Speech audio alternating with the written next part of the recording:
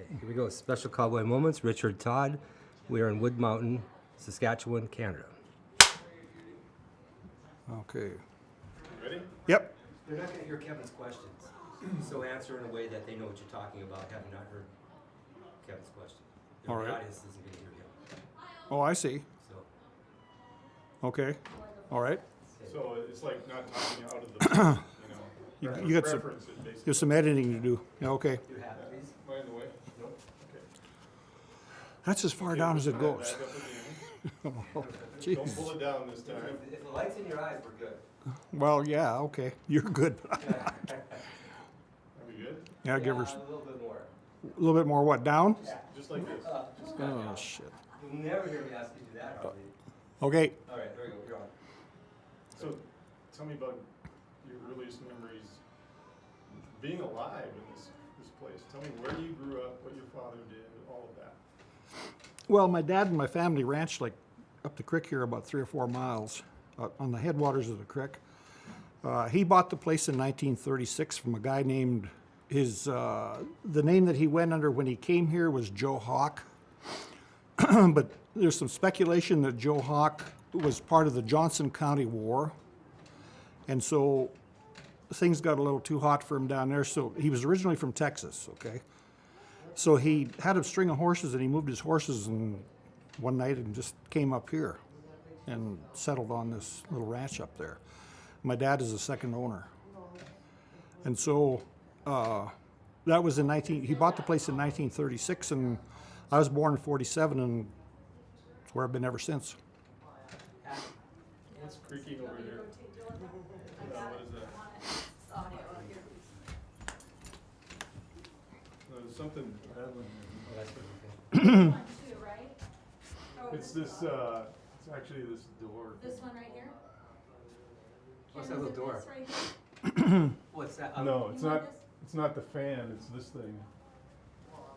You're not going to be able to stop that probably, Some gaff tape on it. as long as the wind is blowing. We put We should put her on the headphones. Put her on the headphones. Yeah. Here we go.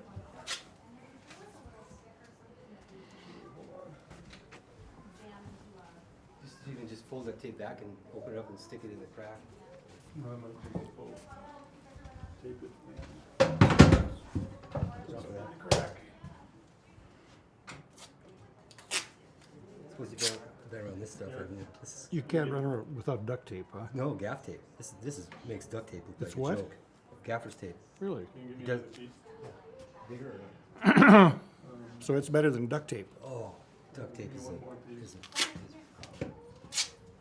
oh, you're gonna take Okay. it, okay. see how easy it tears. You can almost fix fence with duct tape, so this must be pretty good stuff. Yeah, and it won't leave residue.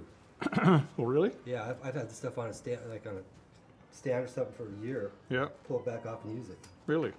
Yeah, it's Huh. amazing. But 20 bucks. a Where do you roll. buy that? At a photography or cinema supply. Okay. When we're filming an early I don't get to house. those stores very often. Yeah. Hat, please. Okay, that's as far up as it goes. All right.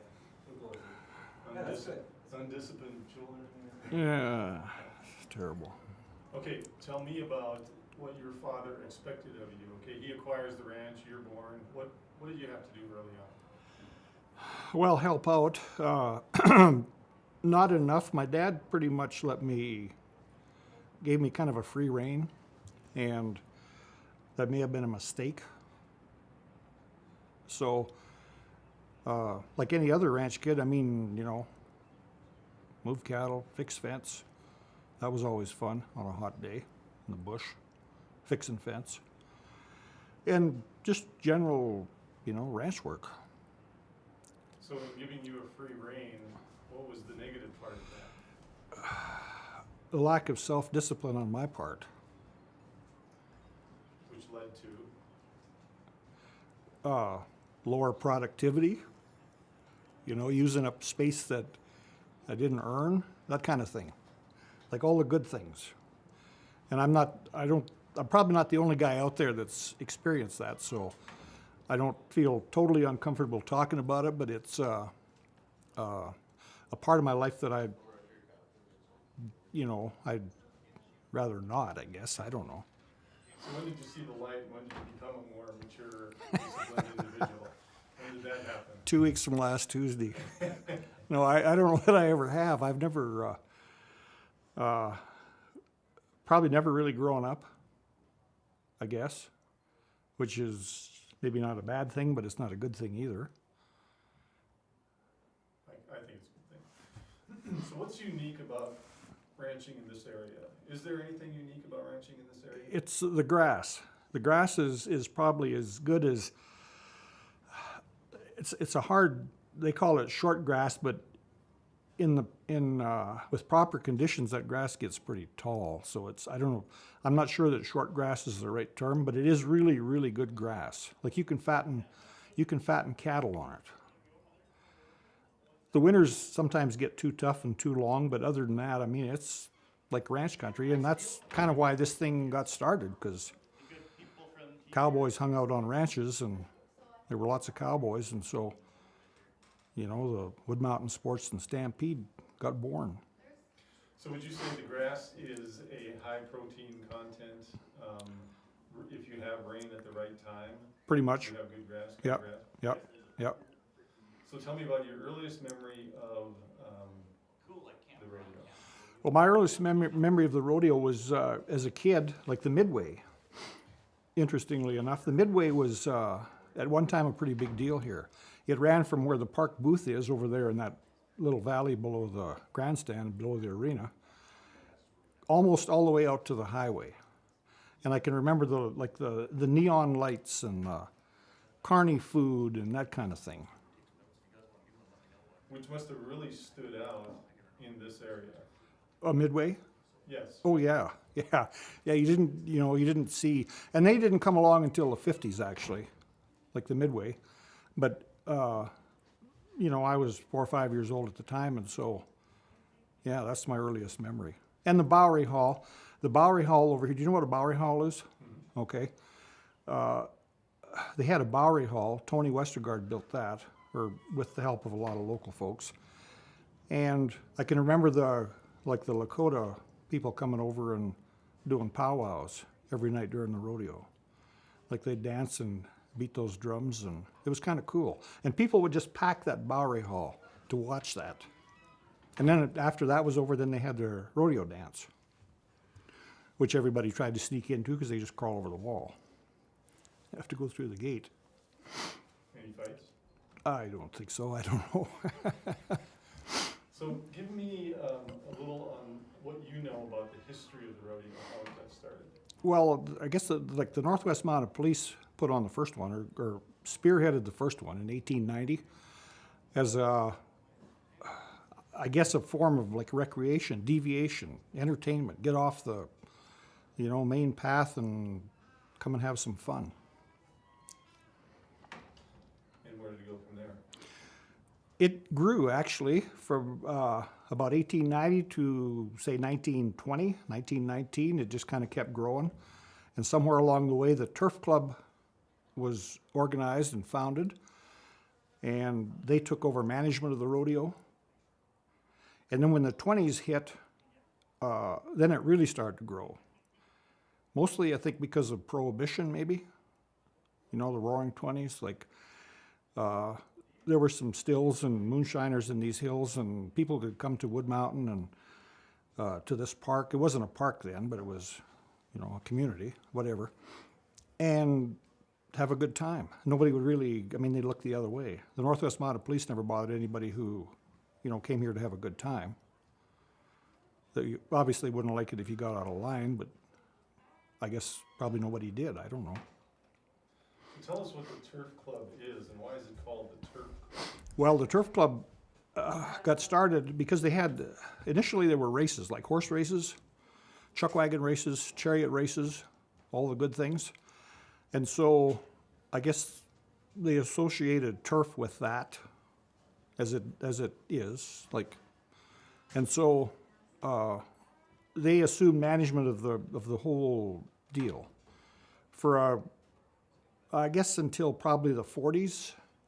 And then they gave way to the recreational club, which, was a similar structure. They were both chartered organizations, but the recreational club incorporated more local people into it.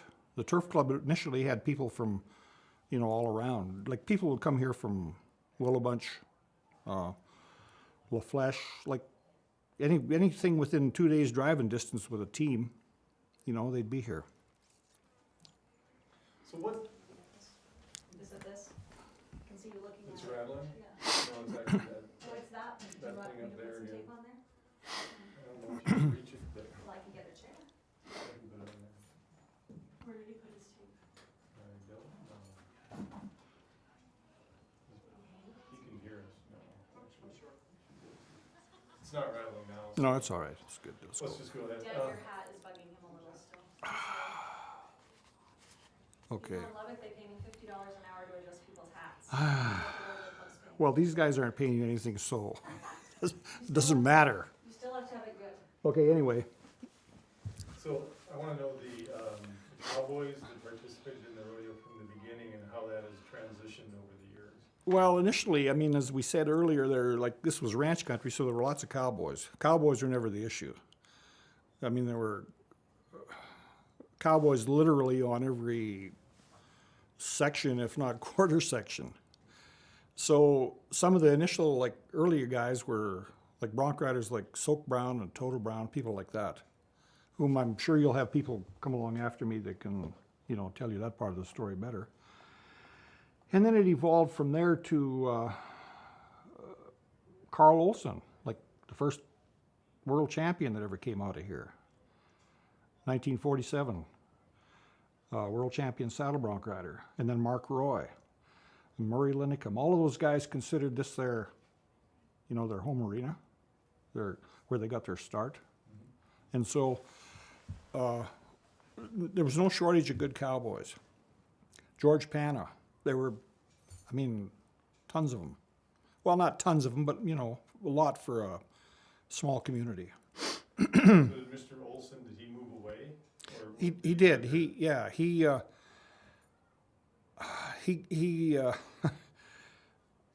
I kind of knew him a little bit. He and my dad were good friends, so he was at our house a little bit.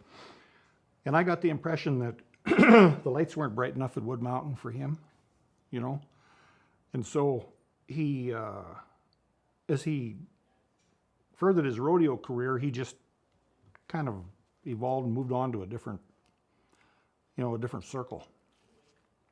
I remember him telling me a story one time when he was at Madison Square Garden. He drew this horse that would take your rain away.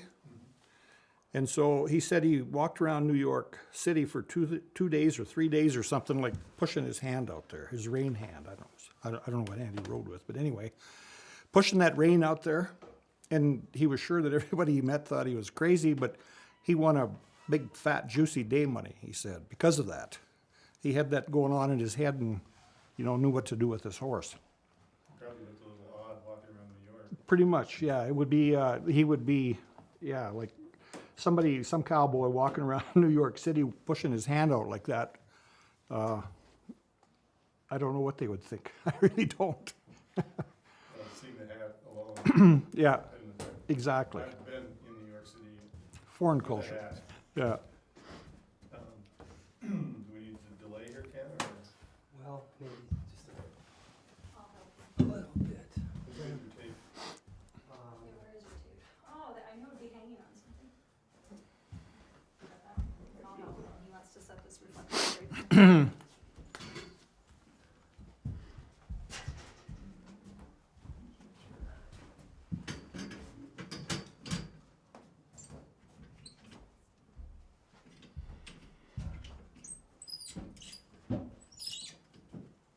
You're welcome.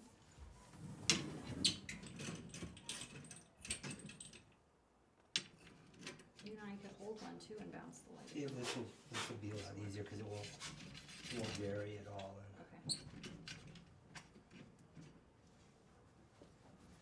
Just for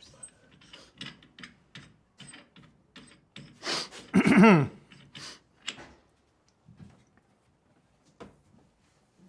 want that? Oh. Okay, gotcha.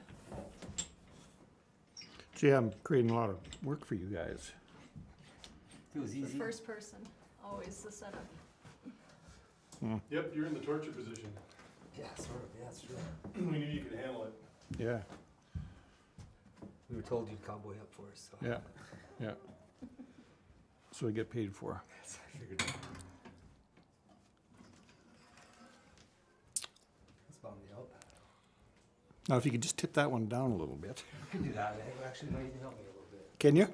like that. Yeah, that'd be Not great. help you very much, I'm sure. Well, I don't know. I'm gonna come around there and you can start again, Tim. Okay, you're good. Oh, no, not yet.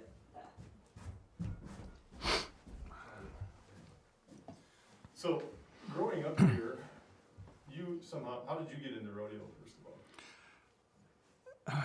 It's all I ever wanted to be. All I ever wanted to be was a cowboy. And as a kid, I rode, like I said, I rode more broncs and rode more calves in this arena probably than most people. Even got into the announcer stand once or twice. But read every Zane Grey book that was ever written. The Western Horseman. It's kind of like Willie Nelson said, all my heroes have always been cowboys. So if there was something cowboy going on, I tried to be there. So how does that transition into rodeo? I mean, what do you do first? I guess- Do you decide, okay, I'm gonna get on a bucking horse in the arena, or I'm gonna bulldog, or what was the first? For some reason, I always wanted to be a calf roper and a bulldogger. Or when I was 14 years old, I won the decorating at the steer decorating at a little rodeo called Canopus, and in doing so, I beat a guy who was a big time hero of mine, Connie Cox. Like when he came up here, he used to fly a little yellow plane. He'd come to all these rodeos in Canada. I mean, he dominated the decorating. He owned it. It was his event. Nobody else, you know. But that day, my first crack at it, I beat him. And I remember him coming up to me after the rodeo. He said, "Hey kid, you've done good in that decorating." And so anyway, from there went to like just wanting to rope and bulldog. I entered this rodeo the first time when I was 12 years old, calf roping. And I borrowed a horse from a good friend of mine, Joe LeCain, and his rope, of course, and his pig and string and everything else, because I didn't have anything. And I missed my calf, and I remember a guy coming up to me after the rodeo, who I went to school with, he said, "So what would you have done if you'd have caught that calf?" It never occurred to me that, you know, you'd have to do something with him, and he just roped. Probably lucky I missed. So I wanna know what's going on inside that little 12-year-old mind the first time you competed this rodeo, because now you've spent 12 years of your life watching this rodeo. Yeah, It's the Super Bowl to you, I'm assuming. pretty much. So what's going on in that mind at that moment? Oh, just totally excited and semi-blacked out, and yeah, just a big deal to be competing with, you know, people who were my heroes. Like guys that rope calves in this country, like Billy Ogle and George Popesco and Nicky Nicholson and all of those guys, you know, whose names mean a lot to the locals, and they meant a lot to me. And so to compete with them and Joe LeCain and to be able to rope with them, that was a big deal. So when that rodeo is over, when you competed in there, what is your mindset? Are you that much more fired up? Pretty much, yeah. Couldn't wait to get to the next one. Fill the tank up and go to another one somewhere. So tell me what happens from that point in your rodeo career to the end of your rodeo career. Well, the next couple of years, were local rodeos. As I said, when I was 14, that was 2 years later, I won the decorating at Canopus. Entered all the local rodeos that I could get to, that my dad would take me to, that he had time to take me to. He'd take me anywhere I wanted to go, but I tried to not, you know, be too big a burden. But anyway, from that point to, I guess, when I was 16 and had a driver's license and rodeoed on my own, then I you know, got a horse trailer and an old pickup and went to some rodeos. In Canada or? Canada mostly, yeah. across the line, too? Well, at that time, Canada only. First U.S. rodeo I ever went to was at Robinson Bridge down there on the river. And I might have been 50, I guess I was 15 at that time because I didn't have a license, and I was staying with Connie Cox. And anyway, I can remember a guy there by the name of Bill Brown Jr., who, those people bought a ranch somewhere over there at Sand Springs, and he was from Texas, and he could rope. And he was like 10 something on his calf, and this was like 70, 60 years ago. That's a big deal for somebody to be 10. But then from there, it just went to, I guess, deciding that if I was going to rodeo, I wanted to get somewhere where, you know, find out if I was any good. And we found that out pretty quick. That it was so easy for you, you didn't want to embarrass other people? Yeah, I didn't want to embarrass anybody, so I never, you know, I could rope and bulldog really good. I don't know about really good, but I could rope and bulldog. Bulldoggers especially didn't count their money till I went, but I didn't know how to win. And unless you know how to win, like, you're not gonna, you know, your career's gonna be less than exciting. So so you've been to a few rodeos, no doubt, as a fan in years since that. What is the reaction of cowboys, and especially maybe a ranked cowboy, when he comes here for the first time? Do you have any feeling for that? This rodeo has mostly been an amateur rodeo, but there were some times when, or some years, 2 or 3 or 4, where they had professional rodeos. And I won the bulldog in here one year, and the same year Junior Garrison won the calf roping. And I was thinking at the time that, you know, what's that guy doing at this rodeo? But, you know, I guess cowboys being what they are, who they are, if they can go to one, they do. I mean, it's legal tender. Money is money. You bet. So it's grown over the years. I mean, you obviously have ranch rodeo, you've got a big Little Britches program, all of that. So there's a lot of tradition here. There is, like a lot of tradition. It's the rodeo, as we talked about earlier, it really grew during the 20s. In 1929, there were cowboys here from all over North America, and like thousands of people. And it looked like the thing was going to really take off and get to be a really big deal. And then, of course, the Depression hit, and the drought, and then the war years right behind that. And so it kind of, it got back to where it was when it started, like an annual deal for people to come to, where they could visit with their neighbors and have a good time, and, you know, maybe spend a week just camping on the creek here, drink a little booze or whatever it was they did. And from there until the war ended, that's pretty much what it was.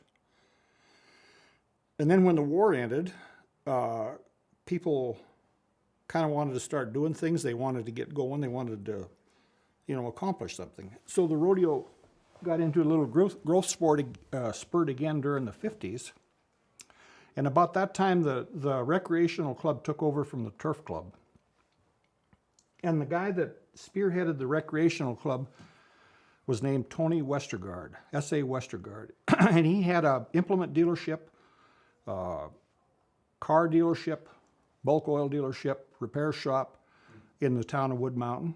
And so therefore he had a little money. But he was also really interested in what went on at this location here, this park. So he spearheaded like the construction of the first pool. He built the first, or, you know, with a lot of help from a lot of good local folks, built the first grandstand, built the Bowery Hall, kind of kept everything going when, like, and a lot of times spent his own money to do it. Bob Thomas shows were here sometime during the 50s, and they had a pretty good sized midway, and they had a big PTO generator with them. And so, but no, of course, no tractor to run this generator. So Tony went to town and brought out a brand new Fordson Major tractor, which was good, except that somebody forgot to check the oil and they burned the motor out in the tractor. So no problem. Tony went to town and got another tractor. I mean, you know, that's just kind of the way he was. And like without him and another guy who came along later, who he recruited, This may not, I mean, we'll never know, but this may not have been an annual event, because a lot of times he financed it. So this is your opportunity to brag about, to get the fact out there that it is the longest continuous. Okay. You haven't actually said that. Yeah, well, and it is, and because of what he did, and because of what Gene Anderson did after him, and because of what a lot of, like, local people, like the Ogle family over here, who headquartered just less than a mile east of here, because of people like that, this rodeo kept going. And as a result is the second, I guess the second oldest continuous rodeo, second longest running, oldest rodeo in North America, therefore the world. So we're kind of proud of that. So that's quite a distinction that maybe the world needs to know about. Thus, the reason we're here. That's great. And we're glad you're here to tell a story, because for a long time, like, this has been the best kept secret, I think, in the whole universe. My universe isn't very big, though. Describe for me, I've not been to Wood Mountain yet, so I don't know what the community looks like, but all of our viewers have not been here either. And so, for our viewers, and we're probably gonna fly a drone overhead and do all of that, Okay. but I want your perspective and your description of the countryside and Wood Mountain. The countryside is, as you can see, pretty nice. I mean, it's like, it has eye appeal, aesthetic value, whatever. The kind of place where everybody would want to live, and where, I guess, where a lot of reasons, or one of the reasons that a lot of us didn't get very far from home, because home was too good. And the town itself, at one time, I guess there were, 300 or 400 people there, maybe? Bigger than it is now, substantially. I think we got 20 people there now, I'm not sure. Not very many. But the town, the town got up there, it got moved north of here, like, this was the original town site. But the town got moved because of the railway. The railway came in 28 or 29, I can't remember. But or I read it somewhere, but I don't remember. But anyway, the town site got moved up there to the railway. And so this little town here kind of disappeared.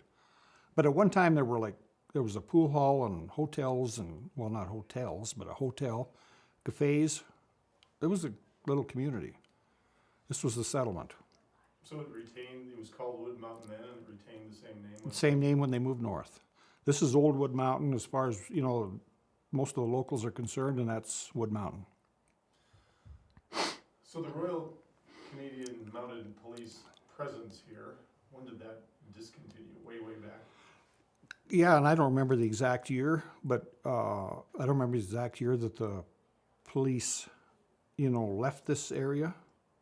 But I can remember there being a detachment in town, probably until, I don't know, I want to say 1960, 61, 2, something like that.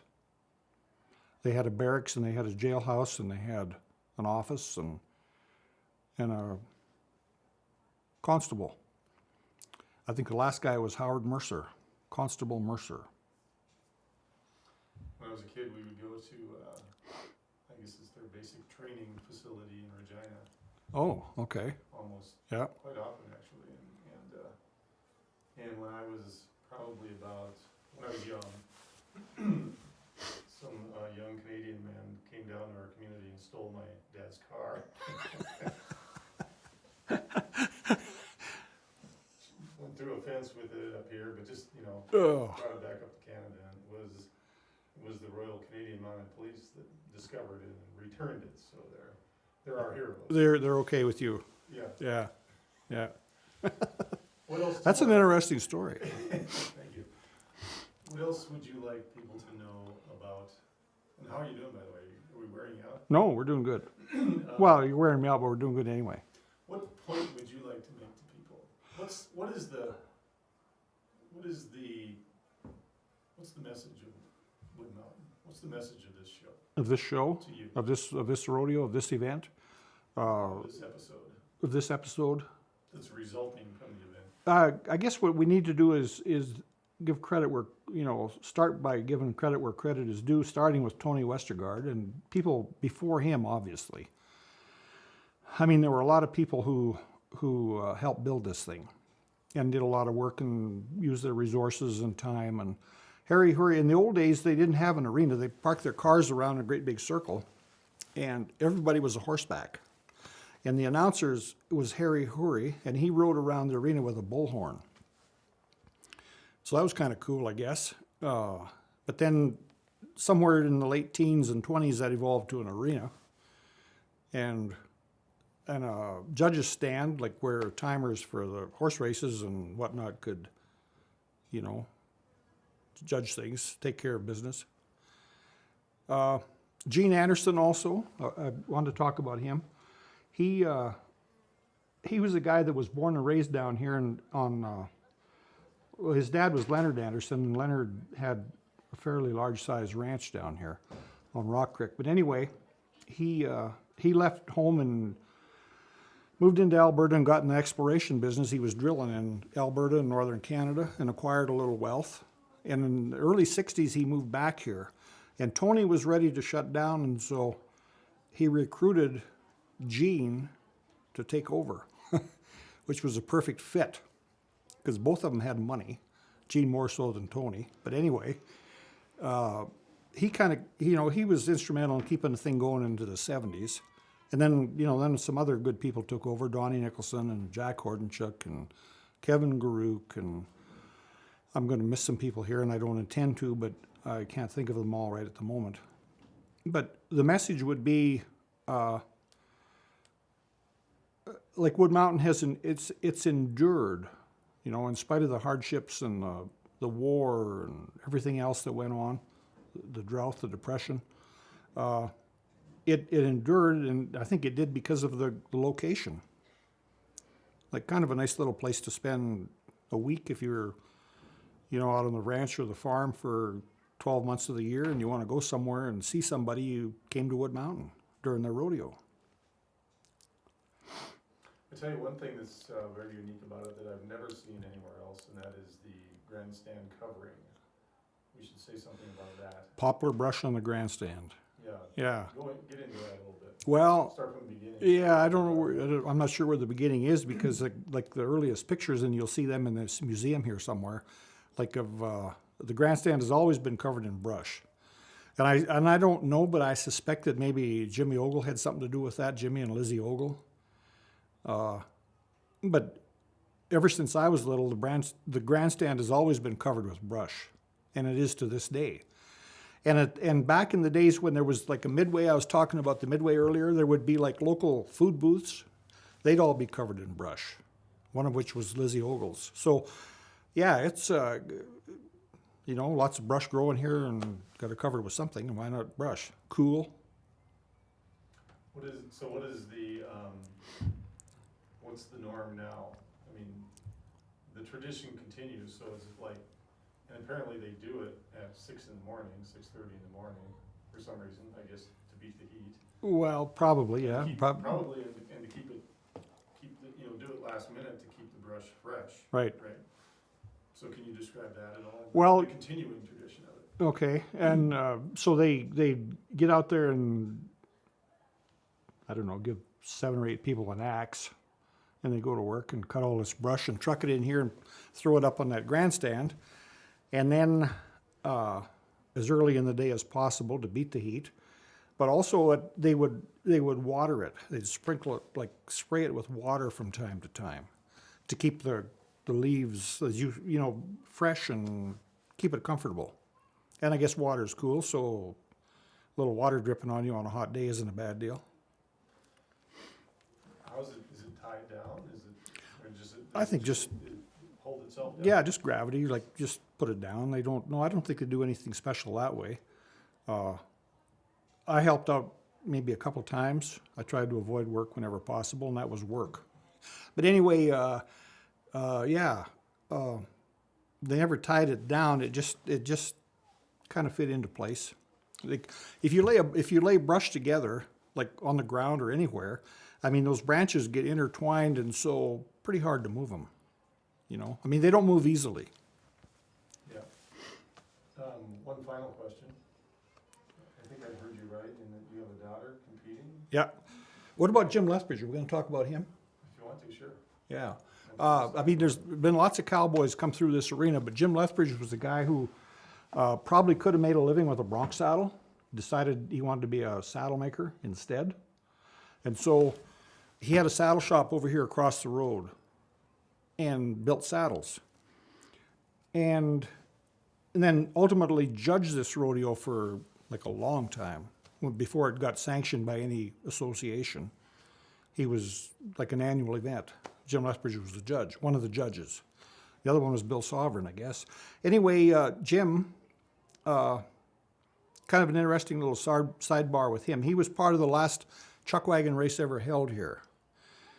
When Tony Westergaard was running this thing, one year he decided he would bring Slim Helmley down here from Esterhazy. And Slim Helmley had a professional chuck wagon outfit, like some pretty good horses and just a good rig.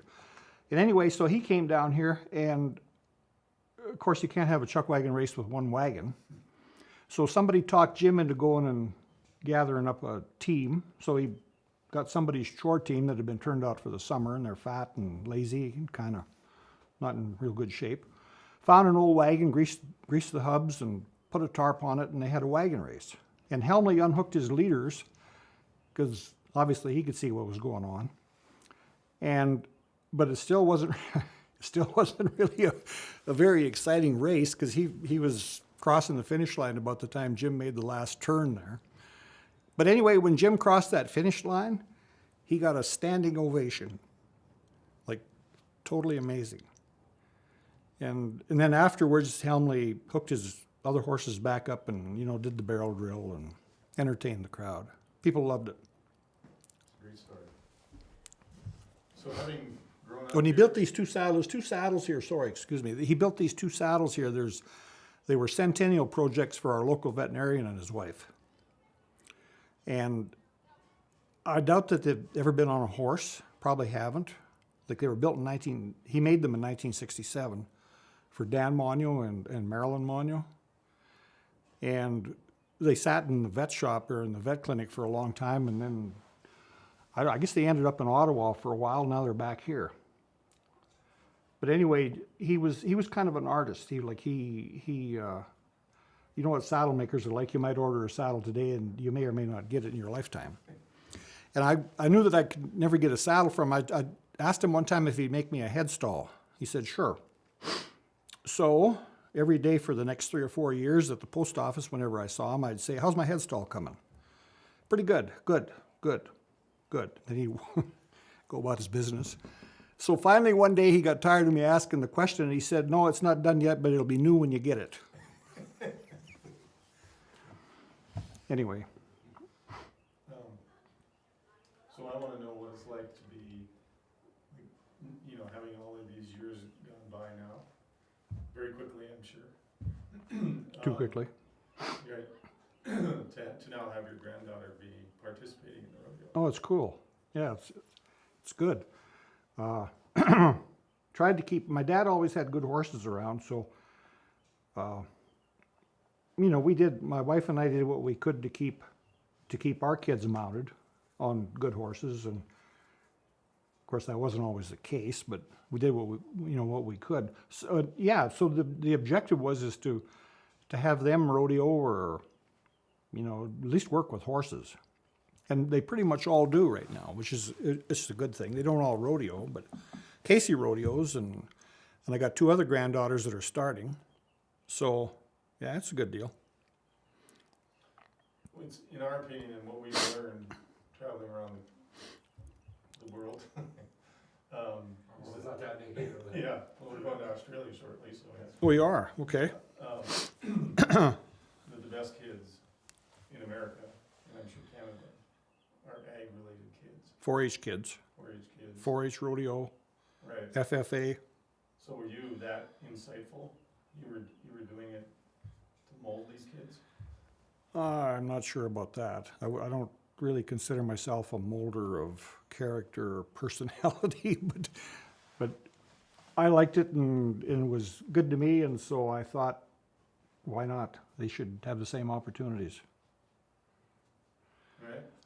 I mean, It's all we have here. pardon me? It's all we have here too. That's the part of the story is that Well, that is a lot of the story actually, is that, we don't have anything else. Well, yeah, and for a while here, I was the local 4-H leader. A guy by the name of Andrew Carragetta started a 4-H club here, and which was a really amazing entity. He had people, involved. Kids learnt right from wrong, you know. So I was the leader for 2 or 3 years, or 4 years, and we went from going to a bigger center with their cabs to having the 4-H Achievement Day right here and the sale here, and it was hugely successful. Really liked it. That might have been one of the high points in my career. Those kids got more money. I mean, and money isn't everything, obviously, but they got more money for their calves and they felt better about what they were doing than they had for a long time. So yeah, 4-H and horses and ag kids, yeah, it's all good. it's a, the reason I asked that, it's an evolving theme with our show now. Yeah. First, initially, our show started out by it evolved into a message of hope. Yeah. We were interviewing like world champions, and I can't think of one that didn't almost quit. Yeah. You know, so they persevered. So it was a thing about perseverance. Now it's kind of evolved a little bit too. You know, we were in San Antonio, and they've given $186 million in scholarships to Texas kids.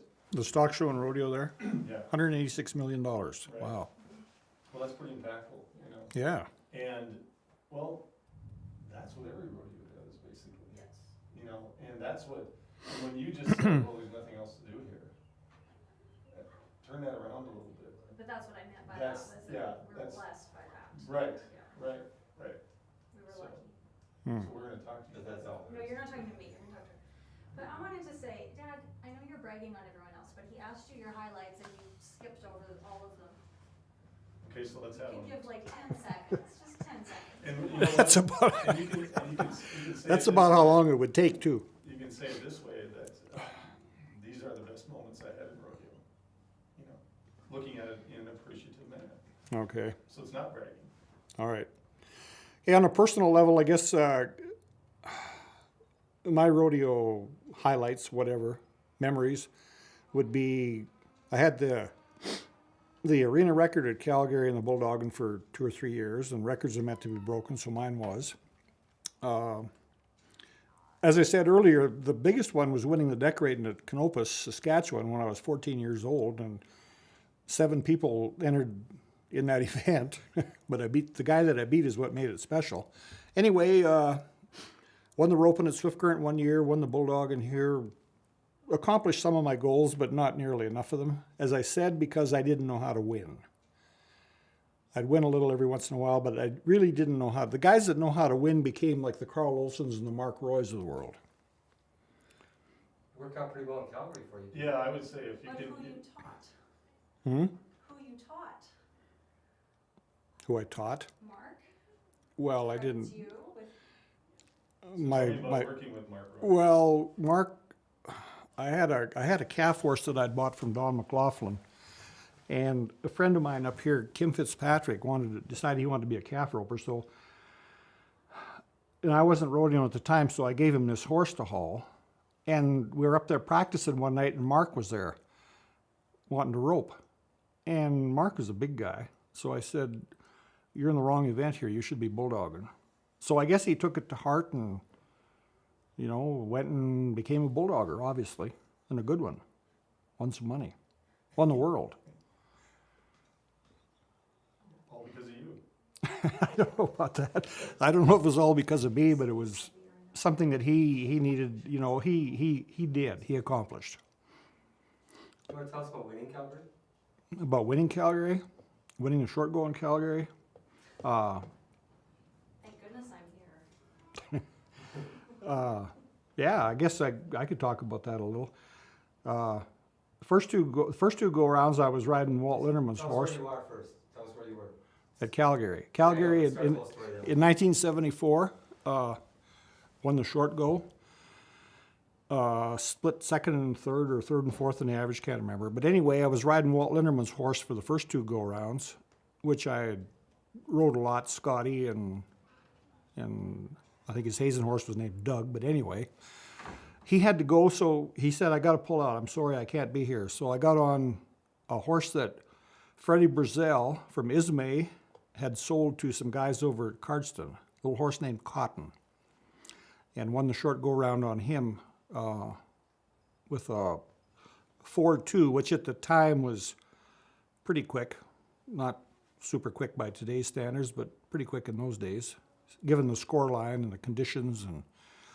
And yeah, that's just kind of where it went. The same year, I'd want to go around at Wolf Point, and should have probably won the rodeo, but screwed up and got out late on my second one. So Roy Duval won the rodeo. But yeah, I mean, I guess Calgary has been kind of good to me in a way. Edmonton was the best rodeo I ever had. I mean, I could lay around all winter and go up there and win some bulldogging money, it seemed like. But anyway. And what's the best part of all of that? Beating, you know, getting past people, beating is the wrong term, but beating people who were supposed to win. Like I was never supposed to win. I mean, that's what I thought anyway. And I guess it carried into a little deal that happened to me. We were in a motel room up there one year at Edmonton, and Ellen Thorpe, who was a pretty good bareback rider at the time, got tired of listening to me whine and cry and mope, and said, come with me, we're going downtown. So what are we going to do? He said, you'll see, come, let's go. So we went downtown, went to this bookstore. This is a true story. Went downtown, got into this bookstore, and he found this copy of Psycho-Cybernetics by Maxwell Maltz or somebody. I forget who wrote it. But anyway, Psycho-Cybernetics was the name of the book. He said, read this. I said, what for? Just read it. Never mind, just read it. Shut up and read. So I did. And that night I won second in the day money. I was 3 or 4 or something.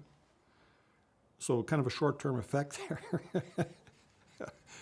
That's the book that changed Gary LeFew's life. Yeah, exactly. Yeah. How did it affect you? I mean, in what way other than just the win? I mean, what? Well, pointed out to me that the book pointed out to me that laying around moping and whining and feeling sorry for yourself isn't the answer. And I earlier said that I didn't know how to win, and I'd like to be able to say that reading that book transformed me like it did Gary LeFew, but it didn't. Maybe because I'm lazy, I don't know, whatever. There's a reason for it. But it helped on that day, short term. I guess I should have carried it in my hip pocket all the time. So do you look at yourself as one of these guys, as we talked about before we started this, who are in the woods, and a world champion comes to town, to some local rodeo, and this guy comes out of the woods and he wins the rodeo? Is that you? Am I the guy that could have beaten a world champion that came to town? Coulda, woulda, shoulda. Didn't.